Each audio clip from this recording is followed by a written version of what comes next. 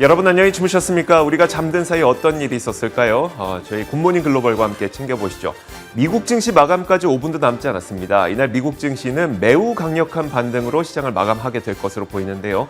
자, 이날 시장을 이끌었던 가장 강력했던 상승 동력은 바로 FOMC 회의 결과였습니다. 자, FOMC 회의 결과를 놓고 보니까 일단 테이퍼링 속도를 가속화한다고 합니다. 그리고 금리 인상 속도도 좀 빨라질 것 같고요. 테이퍼링은 내년 3월이면 종료가 될 것으로 전망이 되고 있는 가운데 금리 인상도 잘하면 내년에 3차례 정도 있을 가능성이 있습니다. 사실 이 내용만 놓고 보면 시장의 부정적인 요인일 수도 있겠지만 시장에서는 어느 정도 이 내용을 알고 있었고요. 이 정도까지는 예상을 하고 있었습니다. 그러다 보니까 이 내용이 나오자마자 불확실성의 해소, 악재가 해소되는 차원에서 오히려 시장은 강력한 상승을 이끌어낼 수가 있었고요. 자, 또 한 가지가 있었습니다. 오미크론과 관련된 이슈인데요. 파우치 박사가 오미크론을 방어하기 위해서 세 번째 부스터샷만으로도 충분하다. 그렇기 때문에 오미크론을 방어하기 위한 새로운 백신 개발 필요 없다라는 이야기를 했습니다. 그만큼 악재들이 하나씩 좀 해소되는 그런 분위기가 나타나고 있죠. 연말로 가면 갈수록 악재가 해소되면서 시장은 연말 랠리에 대한 기대감이 한층 더 높아지고 있는 상태입니다. 자, 전체적인 시장의 흐름은 이랬습니다. 그렇다면 자세한 마감 분위기는 어떤지 지금부터 전체린 앵커가 정리해드리겠습니다. 네, 정확히 12월의 중간입니다. 12월 15일 미국 증시 마감 직전 시장 상황 체크해 보겠습니다. 오늘 미국 증시는 FOMC 회의 결과를 주목하면서 장중까지만 하더라도 일종의 관망 장세를 보였었는데요. 막판 들어서 엄청나게 시원한 랠리를 보여주고 있습니다. 장 초반까지 3대 지수는 보합 수준에서 약세를 보였는데 우리 시간으로 새벽 4시를 기점으로 연준의 FOMC 성명서가 발표가 됐고요. 그럼과 동시에 3대 지수도 이렇게 일제히 시원한 상승권으로 움직임을 전환시켜줬습니다. 이 FOMC 회의 결과를 먼저 확인해 보겠습니다. 이 테이퍼링 속도의 경우에는 월가의 컨센서스대로 나왔다고 보시면 되겠습니다. 기존의 150억 달러의 테이퍼링 규모에서 이제는 300억 달러로 그 테이퍼링의 속도를 2배 정도 높이기로 결정을 한 거고요. 그렇기 때문에 다음 1월에는 600억 달러의 채권 매입을 진행하게 되고 이 테이퍼링이 3월부로 모두 종료가 되게 됩니다. 3월에 테이퍼링을 종료시키고 나면 기준금리를 언제 올릴 것인가 이 문제가 관건이었는데 연준은 내년도 총 3차례의 금리 인상을 전망하고 있습니다. 사실 이렇게 결과만 놓고 봤을 때에는 꽤나 드라마틱한 긴축 결정을 내린 건데요. 지수가 이렇게 오히려 상승으로 전환될 수 있었던 이유는 바로 이미 시장에서 예상하고 있었던 정도의 긴축이었기 때문이다. 이렇게 보시면 되겠습니다. 그 밖에 오늘 전해진 한 가지 경제 지표도 있었는데요. 11월 소매 판매였습니다.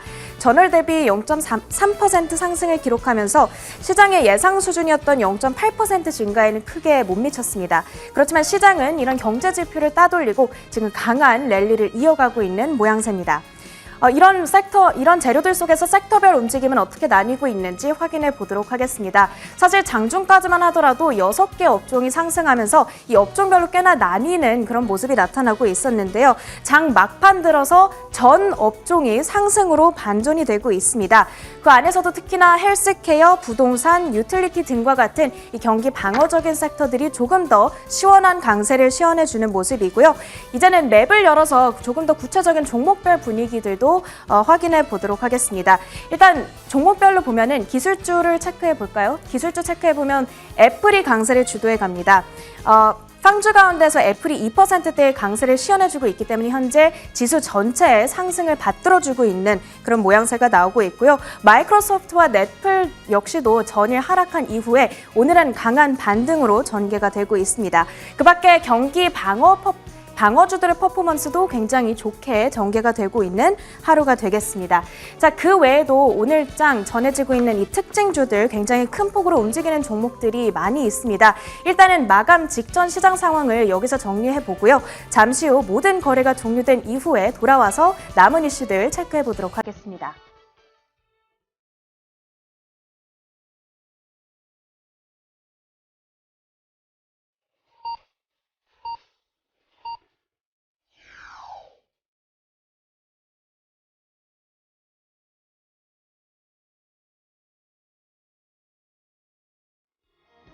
네, 거래 마치고 돌아왔습니다. 12월 15일 오늘장 마감 지수가 어떻게 나타나고 있는지 먼저 한번 확인해 보겠습니다.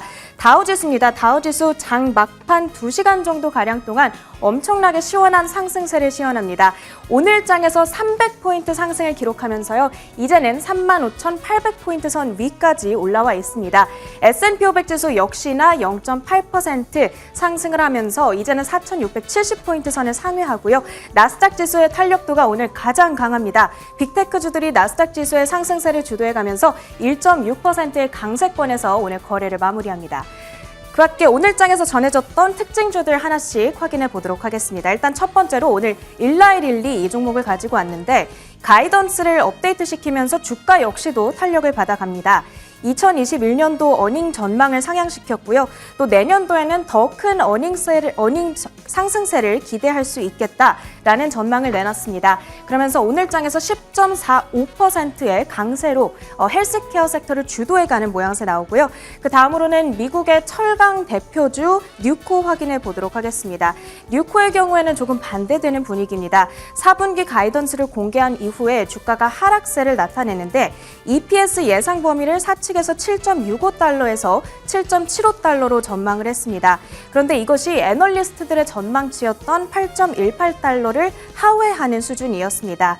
자사의 철강 제품 판매에 대한 마진은 강화될 것으로 기대가 되지만 원자재 판매에 대한 마진이 악화될 것으로 내다보고 있습니다. 그것이 주가에 부정적인 영향을 끼치면서 8.6% 마이너스권에서 오늘 거래를 마치는 모습이고요. 그 다음으로는 스트리밍 기업인 로쿠 확인해 보겠습니다. 로쿠가 유니버셜 일렉트로닉스를 상대로 지난 4월에 자사의 기술 특허가 침해됐다면서 ITC에 소송을 제기한 바가 있었는데 해당 소송에서 ITC는 유니버셜 일렉트로닉스의 손을 들어줬습니다. 이로 인해서 향후 로쿠의 일부 제품들에 대한 수입 금지 조치가 취해질 수 있겠다라는 가능성이 제기가 됩니다. 그러면서 로쿠의 주가는 오늘 8.7% 급락세를 나타낸 채 거래를 마치고요. 마지막 특징주로는 제약업체인 리제노론까지 확인해 보겠습니다. 오늘 번스타인에서 투자 의견 조정이 나왔습니다. 기존의 아웃퍼폼 등급에서 이제는 마켓퍼폼 등급으로 옮기고요. 리제네론의 주력 제품들과 비슷한 제품들이 시장에 많아지면서 경쟁이 강화됐고 리제네론은 전차 입지를 잃고 있다는 우려, 향후 매출 타격으로까지 이어질 수 있겠다는 우려가 번지면서 오늘장에서 2%대의 약세로 거래를 마칩니다. 이렇게 오늘 전해진 특징주들 모두 확인해봤고요. 마지막으로 상품 선물 시장 움직임까지 확인해 보도록 하겠습니다. 국제 유가의 경우에는 오미크론 우려에도 불구하고 상승으로 전환하고 있다라는 부분이 오늘장에서의 특징이 되겠습니다. 사실 오늘 낮 시간까지만 하더라도 계속해서 하락권에서 움직이고 있었는데요. 공급량 증가의 속도가 수요를 아웃페이스할 거다라는 우려가 꾸준하게 작용을 하고 있었습니다. 더불어 기존의 백신이 오미크론 변이에 대한 예방률이 적다라는 WHO의 발언이 나옴에 따라서 더 큰 우려가 작용했었는데 현재 WTO의 선물 상승으로 반전한 이후에 계속해서 상승권 움직임을 보여주고 있고요. 오늘로써 3거래일 만에 오름세를 나타내주고 있습니다. 마지막으로 금 가격까지 확인해 보도록 하겠습니다. 연준의 발표가 전해진 이후에 금 가격의 경우에는 소폭의 상승권에서 움직이고 있습니다. 이 채권 매입을 줄이고 금리를 올리면 국채 금리는 상승하는 경향이 있죠. 그렇기 때문에 금을 보유한 데 따른 기회 비용이 늘어나게 됩니다. 금에 대한 선호 심리가 줄어들 수밖에 없다 보니까 금은 이렇게 잔잔한 보합 수준에서 움직이고 있다고 보시면 되겠습니다. 미국장 마감 상황 정리해드렸습니다.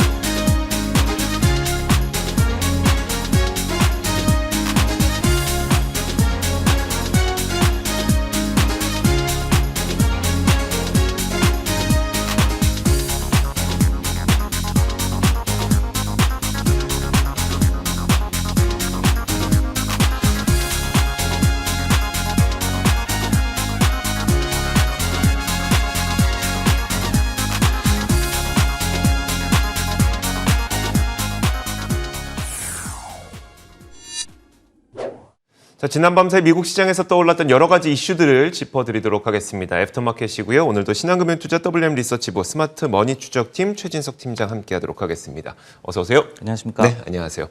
자, 첫 번째 키워드부터 열어보겠습니다. 첫 번째 키워드는 바로 이겁니다. 한두 번이 아니고 3번이라면서 이제 파월 의장의 얼굴이 보이는데, 자, 아무래도 금리 인상과 관련된 지난 밤 사이 FOMC 회의 결과에 대한 내용이겠죠? 네, 뭐 생각보다 좀 더 공격적이었던 것 같아요. 일단은 12월 FOMC 통해서 미 연준이 예상대로 테이퍼링 규모를 2배 확대하기로 했죠. 300억 달러씩 줄이기로 했습니다. 이로써 양적 완화가 내년 3월께 이제 종료될 것으로 예상이 되고 있는데요. 여기에 더해서 이제 점도표에 따르면은 연준은 내년도에 최대 3차례 정도의 금리 인상을 점치고 있는 것으로 나타났습니다. 18명의 연준 위원들이 2023년에도 2차례, 그리고 2024년에도 2차례 금리 인상에 또 점을 찍은 것으로 점도표를 통해서 나타났습니다. 성명서 내용을 좀 보면요. 지난번과 좀 달라진 부분을 좀 중점적으로 봤습니다. 얼마간 인플레이션이 2%를 초과하고 있다라는 부분이 신규로 삽입이 됐고요. 그렇지만 이제 완전 고용 달성 때까지는 금리를 동결할 것이다라는 문구가 있었습니다. 즉, 인플레이션 요건은 지금 충족이 됐다. 고용시장의 상황을 좀 기다리고 있다라고 좀 보시면 될 것 같고요. 그리고 이제 테이퍼링 확대 이유에 대해서는 이 성명서를 보면은 인플레이션의 전개 상황 그리고 고용시장의 개선을 연준은 이유로 지목하고 있습니다. 그러니까요.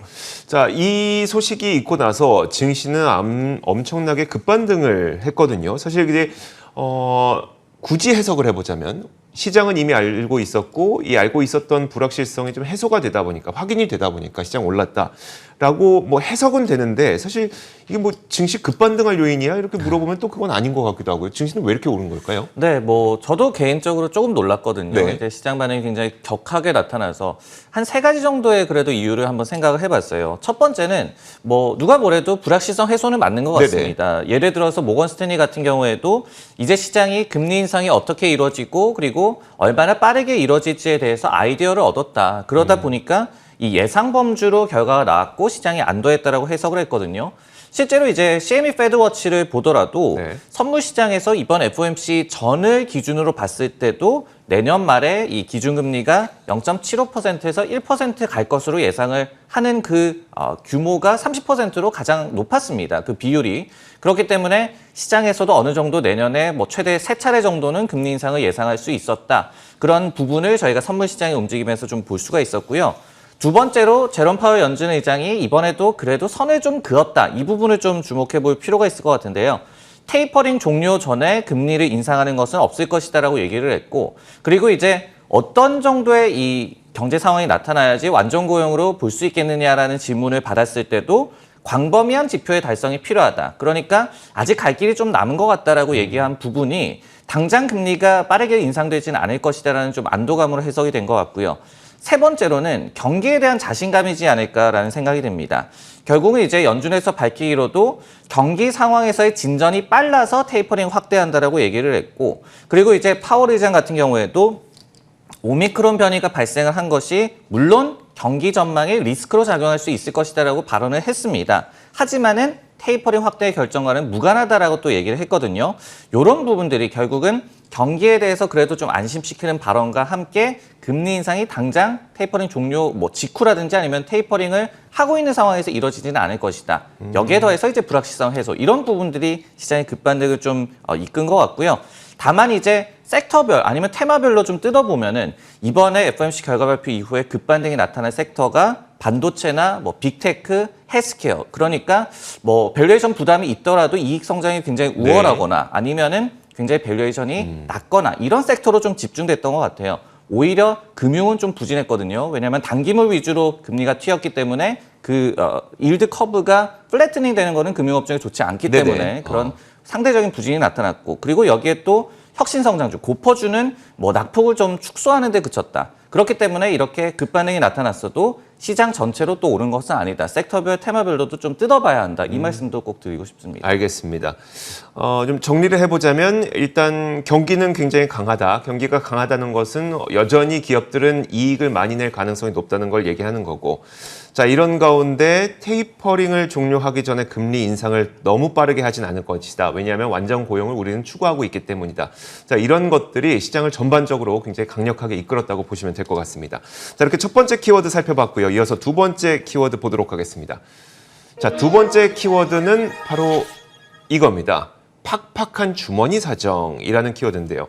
사실 인플레이션에 대한 우려가 있기 때문에 미국 연준에서는 테이퍼링 속도를 가속화한 것이고요. 하지만 인플레이션의 영향을 미국인들은 지금까지 톡톡히 좀 받고 있었던 것으로 드러났습니다. 자, 지난 11월 미국의 소매 판매가 전월 대비 0.3% 증가하는 데 그쳤습니다. 지난 10월까지만 하더라도 소매 판매는 1.8%나 크게 늘었기 때문에 여전히 미국인들의 소비가 늘고 있는 것은 사실이지만 늘어나는 속도가 줄어들고 있다. 이렇게 보시면 될 것 같은데요. 자, 미국 상무부는 인플레이션이 급격하게 올랐기 때문에 소매 판매 증가율이 둔화된 것으로 보고 있고요. 또 뿐만 아니라 올해 쇼핑 시즌은 공급난 때문에 갖고 싶은 물건을 크리스마스나 이때 내가 구매하지 못할 가능성이 있어서 좀 미리 구매를 했다는 이 선구매를 했다는 것이 이렇게 소매 판매 증가율 속도를 좀 둔화시킨 영향으로 분석을 하고 있습니다. 자, 물론 미국의 소비가 부진한 건 절대 아닙니다. 왜냐하면 지난 11월 소매 판매는 작년과 비교하면 18.2%나 증가했기 때문에 굉장히 크게 늘어난 것이고요. 많은 사람들이 일자리로 돌아갔고 또 미국인들의 임금은 요즘 계속 오르고 있죠. 또 정부에서 지원금 빵빵하게 쏴줬죠. 이러다 보니까 작년에 비하자면 소매 판매는 18% 넘게 크게 올라간 것은 사실입니다. 하지만 10월에 비해서 좀 둔화된 것이고요. 다만 지난 11월 물가 상승률이 6.8%로 39년 만에 최고치를 기록했기 때문에 미국 소비자들도 다소 소비가 둔화되는 그런 영향은 있었던 것 같습니다. 세부적으로 좀 살펴보면 전자제품에 대한 소매 판매가 4.6% 감소했고요. 또 일반 잡화 매장의 소매 판매가 1.2% 감소했습니다. 반면에 식료품의 소매 판매가 1.3% 증가하고 주유소에서의 소매 판매가 1.7% 증가했는데 딱 놓고 보면 이런 겁니다. 먹고 사는데 필수적인 식료품과 주유비가 늘어나면서 추가적인 소비는 좀 줄어들고 있다고 봐도 될 것 같은데 정리를 해보면 미국의 소비는 여전히 매우 강력하지만 최근에 증가 속도가 둔화되고 있고 또 식료품과 주유하는 데 들어가는 돈이 늘었지만 이 외에 추가적인 소비는 다소 제한되고 있다. 이렇게 봐야 될 것 같거든요. 자, 과연 이 지난달, 그러니까 11월 소매 판매가 둔화된 이 지표를 우리는 좀 어떻게 해석해야 되는 걸까요? 네, 이제 연말에 쇼핑 시즌이 조금은 부진한 매출이 나왔다. 이런 내용도 저희가 다룬 적이 있잖아요. 네. 근데 이제 그때도 그렇고 일시적인 요인도 분명히 좀 작용을 하는 것 같습니다. 쇼핑 시점이 굉장히 분산이 됐다. 그리고 미리 돈을 썼다. 그리고 이런 부분들에 결국은 공급망 차질이 여전히 좀 일시적인 영향을 주고 있다. 이런 로직도 충분히 좀 가능할 것 같은데요. 하지만은 이제 동시에 인플레이션이 이제 지속되는데 임금 상승이 여기에 따라가지 못하면서 그간 소비자들이 쟁여놓은 돈을 쓰는 것뿐이다. 그렇기 때문에 이 같은 돈줄이 마르게 되면은 결국 소비가 위축이 된다. 이런 로직의 우려도 여전히 좀 남아있는 것 같습니다. 예를 들어서 이제 미국의 10월 저축률이 7.3%까지 떨어졌죠. 물론 이제 미국인들은 저축을 많이 하지 않습니다. 그렇기 때문에 역사적 평균을 보더라도 10% 미만인데 하지만 어쨌든 간에 팬데믹 기간에 한 20, 30%를 좀 웃돌던 그런 수치가 굉장히 많이 떨어졌거든요. 즉 아직까지는 일단 저축해 놓은 돈을 소비에 더 쓰고 있다는 얘기가 되는데 무디스 애널리틱스의 분석에 따르면은 이 같은 잉여 저축이라고 얘기를 하는데 내년 초쯤에는 마를 것이다라고 전망하고 있거든요. 특히 이제 저소득층이나 아니면 중산층까지 정부 보조금의 혜택을 상대적으로 더 많이 받은 것으로 좀 해석이 되고 있습니다. 그렇기 때문에 이들부터 소비가 위축될 가능성은 저희가 미리 좀 염두를 하고 관련된 지표를 좀 잘 살펴야 될 것 같습니다. 오히려 지금보다는 내년 초에 소매 판매가 어떻게 되는지 여부를 조금 더 자세하게 지켜봐야 되겠습니다. 자, 이렇게 두 번째 키워드까지 살펴봤고요. 이어서 세 번째 키워드 보도록 하겠습니다. 세 번째 키워드는 바로 이겁니다. 나밋, 에밋. 이게 무슨 키워드일까요? 저는 선뜻 모르겠는데. 한때 인터넷상에서 좀 유행하던 말이거든요. 네. 이게 뭐냐면은 나는 믿을 거야, 애플 믿을 거야. 이런 변함없는 좀 믿음을 보여주는 그런 네네. 용어인데 이렇듯이 개인 투자자들의 좀 애플 편식이 굉장히 심해지고 있는 것 같아요. 이 부분을 좀 짚어보고자 하는데요. 네. 이날 이제 반다 리서치라는 기관에서 자료를 좀 발간을 했는데 여기에 따르면은 이 개미 투자자들이 미국에서 11월 말 이후에 애플 주식을 11억 달러나 매수를 했다라고 합니다. 이는 나스닥 빅테크 ETF죠. QQQ의 편입 종목 전체에 흘러들어간 리테일 자금의 무려 한 3분의 1 수준이다라고 하는데요. 반면에 이제 저희가 빅테크를 의미하는 파무그, 뭐 페이스북 그리고 뭐 마이크로소프트, 구글 이런 거를 포함한 그런 종목들이 되겠죠. 이런 파무그 나머지 종목들은 QQQ 매수 자금의 11% 정도를 받는데 그쳤다라고 합니다. 반다 리서치에서는 파무그는 이 최소 개미들에게는 더 이상 통하는 전략이 아니다라고 해석을 했고요. 반면에 이제 테슬라라든지 AMD, 엔비디아에는 또 많은 돈이 들어왔다라고 해요. 그러다 보니까 이제 애플과 더불어서 TAAN이다, 탄이다, 뭐 이런 또 시대라는 얘기를 하기도 했습니다. 다만 이제 이 기관에서는 리스크 온 랠리 시에는 개미들이 이 같은 탄 종목에 열광을 할 수가 있다. 그리고 하이베타를 추구할 수 있다라고 얘기를 했지만은 위험 심리가 좀 약화됐을 때는 개미들이 최애하는 종목은 오히려 좀 언더퍼폼하는 경향이 있을 수 있다라고 경고를 하기도 했습니다. 과거에 이제 팡이었다면 이제는 탄 종목들이 또 각광을 받을 가능성도 있겠네요. 좋습니다. 자, 그렇다면 애플은 계속 올라갈까요? 내년에도 계속 올라갈지 아니면 혹은 이제 애플이 추가적인 상승을 하기 위해서 어떤 조건을 좀 충족시켜야 될지 어떤 게 있을까요? 네, 뭐 애플이 주가가 올해 계속 오른 게 아니거든요. 네네. 사실 계속 횡보를 하다가 올해 지금 약 한 30% 정도 오르고 있는데 10월 이후에 대부분의 맞아요. 상승분이 나왔습니다. 그리고 이제 11월 중순 이후에 이제 가파른 상승세가 나오면서 연말에 굉장히 좀 랠리를 보여주고 있는데요. 내년도 일단은 뭐 기대는 해봐야 될 것 같습니다. 이 다수의 기관에서 최근에 뭐 스트리트 하이, 월가 최고 목표 주가를 제시한 IB도 등장을 했고 에버코어 같은 IB에서도 아이폰 5G SE 모멘텀이라든지 아니면은 자신들의 유저 베이스, 뭐 설치 기반이라고 얘기를 하죠. 이런 거를 수익화, 뭐 서비스라든지 이런 부분으로 매출로 치환시키는 거에 대한 기대감도 있다. 신제품 그리고 마진 개선 모멘텀도 있다라고 얘기를 하면서 당사의 IP 포트폴리오의 여전히 핵심이며 불 케이스, 강세론을 좀 적용할 시에는 주가가 225달러까지 갈 수 있다라고 또 장밋빛 전망을 최근에 제시하기도 했습니다. 과제라고 한다면은 최근에 이제 뉴버거 버먼이라는 기관에서 이런 분석을 제시를 했어요. 결국은 유저 경험과 그리고 카테고리를 재정립하는 것이 중요하다라고 얘기를 했는데 어떤 뜻이 되냐면은 유저들의 어떤 이 애플 관련된 서비스에 대한 참여도를 좀 높이고 그리고 새로운 카테고리, 뭐 새로운 시장이 됐던 아니면 새로운 서비스가 됐던 이런 것들을 끊임없이 좀 개척을 해야지 결국 애플의 주가가 더 갈 것이다라고 얘기를 했기 때문에 내년에도 뭐 애플카라든지 이런 새로운 혁신에 대해서 시장이 굉장히 또 기다릴 것 같고 네. 이런 추이에 따라서 주가 흐름도 좀 엇갈릴 수 있을 것 같습니다. 네, 알겠습니다. 자, 이렇게 세 번째 키워드까지 살펴봤습니다. 이어서 마지막 키워드 준비되어 있습니다. 화면으로 만나보시죠. 자, 마지막 키워드는 바로 이겁니다. 활성 이용자 수 감소라는 키워드인데요. 플랫폼 기업에게 활성 이용자 수는 정말 무엇보다도 가장 중요한 핵심 키워드 가운데 하나죠. 그런데 자, 로블록스의 활성 이용자 수가 전월 대비 좀 감소했다는 소식이 있었습니다. 자, 그 내용을 좀 전해드리면 로블록스가 지난 11월 활성 이용자 수가 4,940만 명을 기록했다고 밝혔습니다. 전달만 하더라도 5,050만 명을 기록했기 때문에 전월 대비 활성 이용자 수가 감소한 건데요. 이 때문에 로블록스의 주가는 뭐 장중 한때 12% 넘게 급락하기도 했습니다. 자, 지난 10월을 한번 떠올려 보면 10월의 마지막 3거래일, 실제 로블록스 게임을 즐기시는 분들은 기억하시겠지만 10월의 마지막 3일 동안 로블록스가 다운됐었습니다. 뭐 서버 문제로 인해서 아예 이 접속 자체가 불가능했었는데 자, 이렇게 3일이 비었음에도 불구하고 5,050만 명의 활성 이용자 수를 기록했던 게 지난 10월이었었고요. 그러다 보니까 시장에서는 기대 심리가 상당히 컸습니다. 3일이 사라졌는데도 엄청나게 많은 유저들이 증가하고 있구나. 이렇게 인식했기 때문이죠. 하지만 이번에 드러난 활성 이용자 수는 실망스러울 수밖에 없습니다. 물론 스티펠에 따르면 원래 11월은 10월에 비해서 증가 속도가 다소 둔화되는 이런 계절적 특성은 있었다고 합니다. 그렇기 때문에 아주 큰 악재로 보기는 어려울 수 있어도 어쨌든 활성 이용자 수가 전월 대비 감소했다는 것이 좋을 수는 없겠죠. 여전히 작년과 비교하면 35% 정도 늘어난 수치이기 때문에 장기적으로 보면 활성 이용자 수는 늘어나고 있는 추세라는 건 분명하고요. 자, 그런데 11월 활성 이용자 수가 감소하다 보니까 4분기 실적 전망치는 당연히 떨어질 수밖에 없습니다. 키뱅크에서는 기존의 4분기 8억 달러 정도의 부킹 예약을 기대하고 있었지만 이 추세대로라면 우리는 7억 8천만 달러로 추정치를 낮춰야 한다고 지적을 했고요. 또 로블록스에서는 활성 이용자당 부킹 예약 금액 역시 4.21달러에서 4.27달러로 전년 대비 8에서 9% 감소했다고 밝혔습니다. 정리해보자면 활성 이용자 수는 감소하는데 또 한 명의 이용자가 로블록스에 쓰는 돈도 8에서 9%가량 감소하고 있다고 하니까 사실 이건 로블록스에게 보면 겹악재거든요. 결국 로블록스는 크게 하락한 채 마감할 수밖에 없었습니다.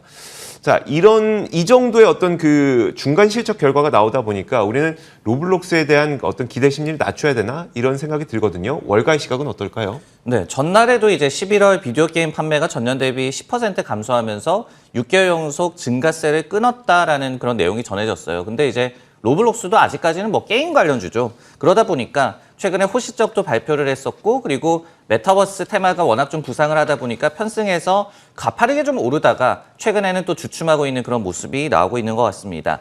투자 의견 측면을 좀 보더라도 최근에 경계론이 일부는 좀 관측이 되고 있는 것 같아요. 예를 들어서 키뱅크가 최근에 섹터 비중 커버리지를 게시를 했거든요.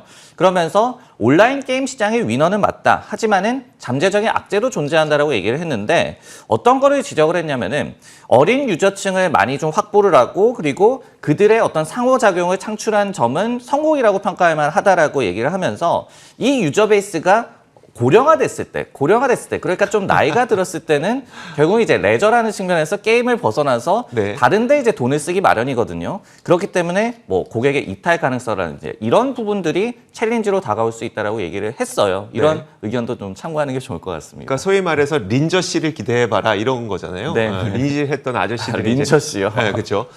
어렸을 때부터 리니지를 즐겨왔던 사람들이 이제 아저씨가 되면서 엄청난 돈을 썼던 그런 모습을 보다 보니까 지금 어린 아이들이 로블록스 하고 있지만 이들이 청소년이 되고 성인이 됐을 때 얼마나 많은 돈을 쓸지 두고 봐라. 이런 기대감. 딴 데 쓸 수도 있다 이런 얘기가 또 그러니까요. 되겠죠.